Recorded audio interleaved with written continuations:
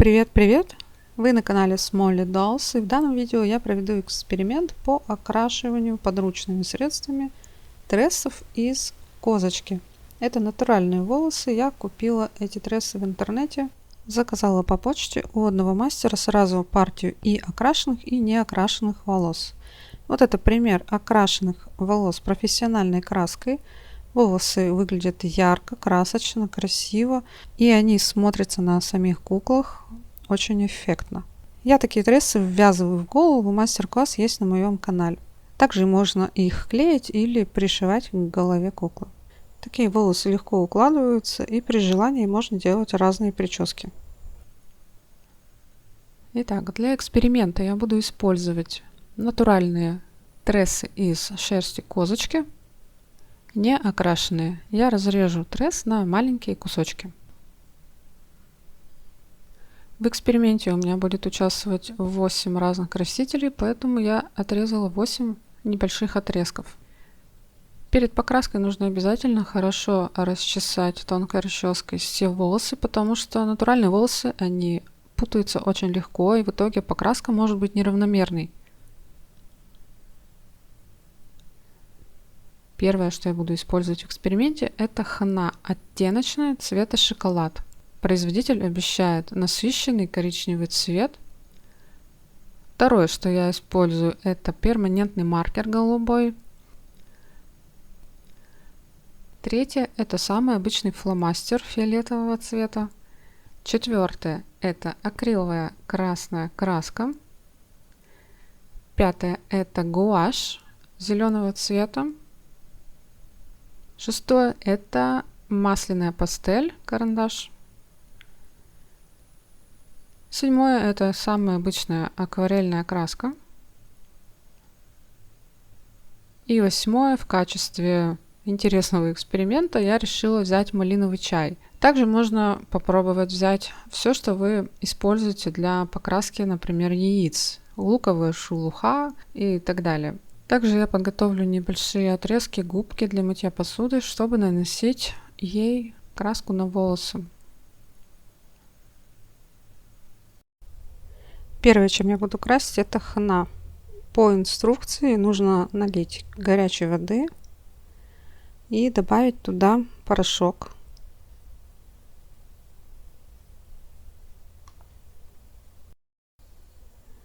Затем все это тщательно перемешать до получения однородной массы.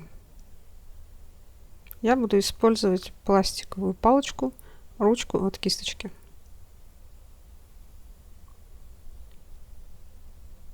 При работе с хной лучше использовать перчатки, потому что хна легко и быстро окрашивает кожу.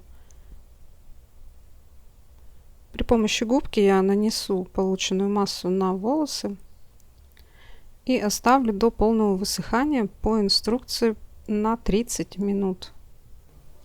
Пока я вижу, что волосы окрасились в зеленый цвет, и очень интересно будет посмотреть, как они превратятся в цвет шоколада.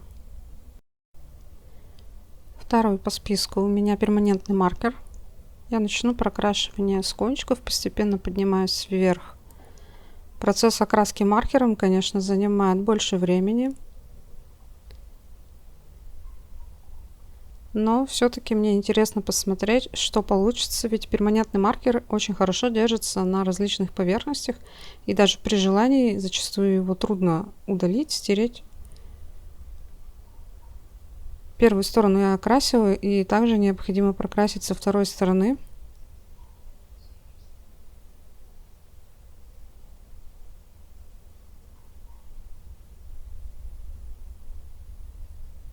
Третье, что я буду использовать, это обычный фломастер. Точно так же, как и маркером, я буду прокрашивать волосы, только начну сверху.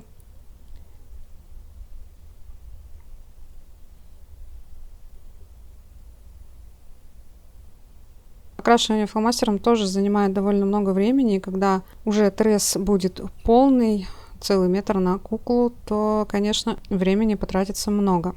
Но посмотрим сначала на результат, прежде чем думать, сколько времени нам понадобится для прокраски всего тресса. Возможно, результата и не будет.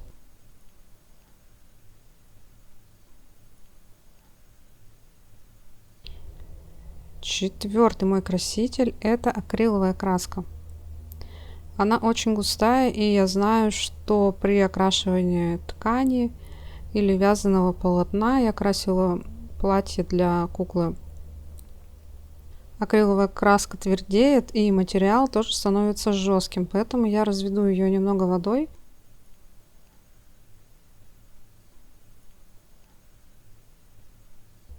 Цвет при окрашивании при этом получается довольно яркий, и будем ждать результат.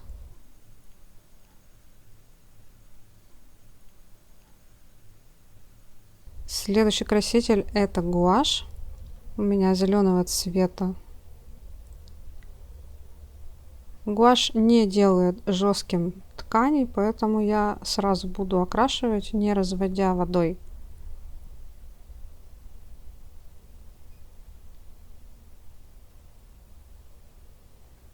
Красками красить довольно быстро, с двух сторон.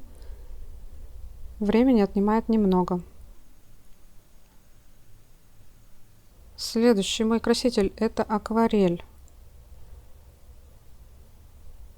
Акварель требует разбавления водой, поэтому я кисточкой добавлю немного краску в воду. И уже этой подкрашенной водой при помощи губки я нанесу краску на локон.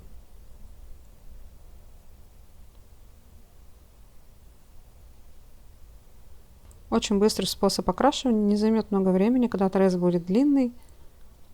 Посмотрим на результат. Следующее, что я попробую в окрашивании, это масляную пастель. Для окраски я чем-нибудь острым нарублю и чуть влажным куском губки нанесу на волосы.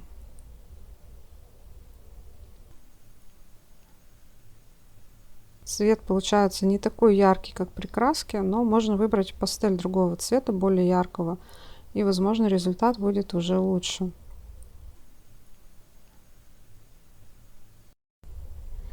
Следующее, что я использую, это малиновый чай. Я заварю его кипятком. Чай окрашивает воду в такой бордовый цвет, и я надеюсь, что этот цвет передастся волосам.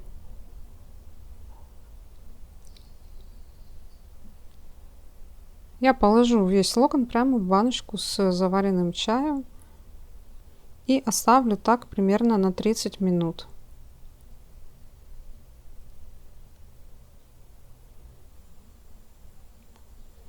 Пока я красила красками, мне пришло в голову попробовать использовать пищевой краситель. Одна капелька пищевого красителя очень легко окрашивает продукты действительно в яркий такой цвет. И мне стало интересно, как же пищевой краситель повлияет на волосы. Я его разведу в воде, несколько капель добавлю в стакан.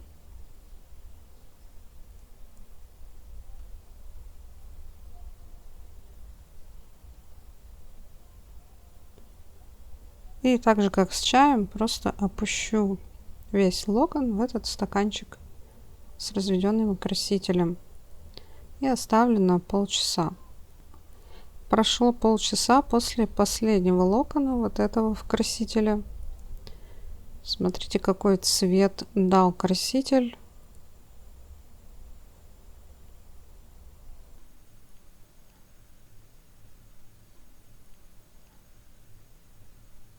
Чай также окрасил, придал оттенок волосам.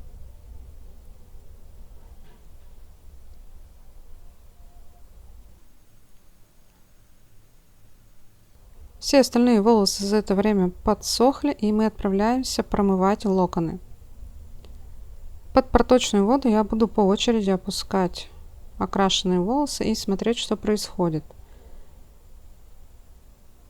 К сожалению, пищевой краситель сразу же смылся водой, практически не дав никакого результата.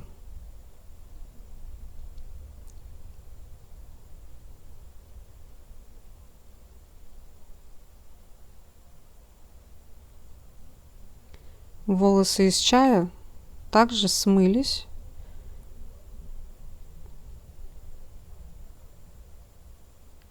И остался совсем небольшой оттенок. Хна. Хна окрасила воду в зеленый цвет. И по мере того, как смывался весь порошок, волосы действительно становились похожими на цвет шоколада. Довольно насыщенный цвет, но посмотрим, что будет потом, когда они высохнут после промывки шампунем.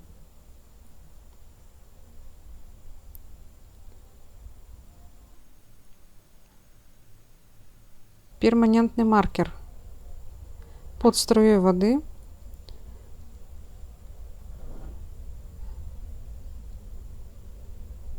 начал сразу смываться, но оттенок на волосах остался.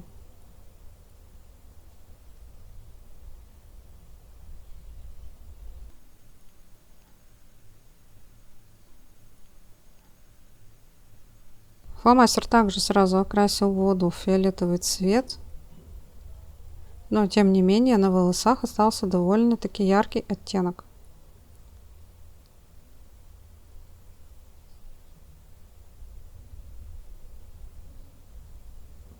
Что меня очень удивило и порадовало. А вот мои надежды на акриловую краску совсем не оправдались. Краска начала смываться сразу же под водой, оставляя такие пятна, которые не промывались, видимо, те части, которые засохли. Попробую их отмыть потом при помощи шампуня.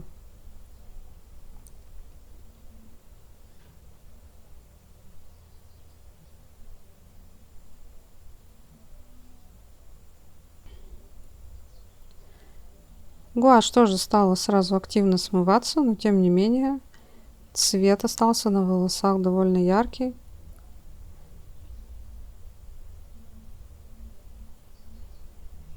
И насыщенный.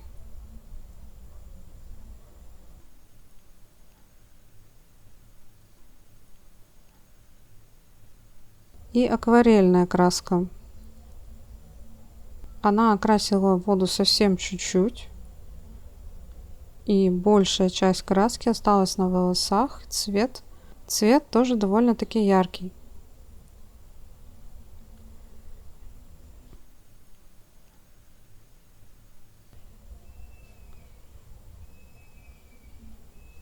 К моему удивлению, пастель почти не смылась, и волосы довольно яркий цвет приобрели.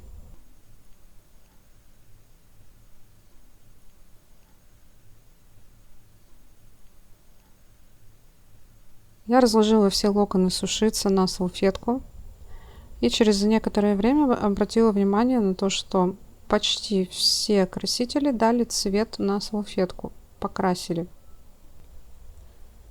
Особенно сильное пятно дала хна и фломастер. Остальные красители либо чуть-чуть покрасили, либо те, которые смылись, не оставили почти ничего. Итак, второй этап промывки – это шампунем. Воду я использую комнатной температуры. Не используйте холодную или горячую воду.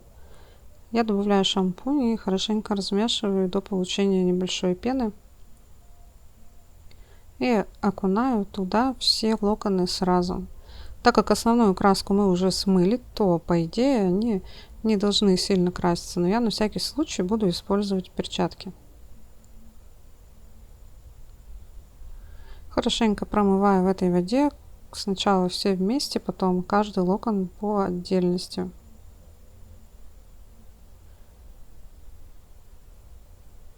И закрепляю результат уксусом.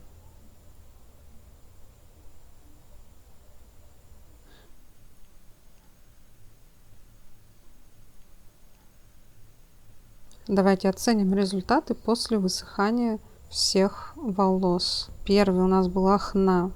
Мне очень нравится результат. Действительно, хна дала оттенок, похожий на шоколад, очень насыщенный. Такие волосы будут выглядеть очень красиво на кукле. Минус такого способа окрашивания в том, что мы можем получить небольшое количество оттенков. Перманентный маркер после промывки дал лишь очень слабый голубой оттенок. Такой способ окрашивания подходит не очень. А вот фломастер удивил и дал очень насыщенный цвет. Акриловая краска почти вся сразу смылась водой, и после промывки шампунем не осталось практически ничего. Только на краю, там где нитки, осталась краска. Гуашь дала оттенок довольно-таки неплохой.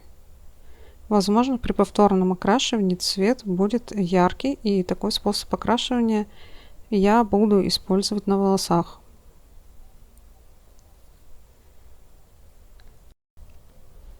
Акварель тоже дала довольно хороший оттенок. И я думаю, что этот способ окрашивания достойный. Следующие 3 мои отрезка трессов практически смылись. Это у меня краситель пищевой, пастель после шампуня пропала и чай. Так что вот эти 5 образцов я отбраковываю, а 4 буду использовать в работе.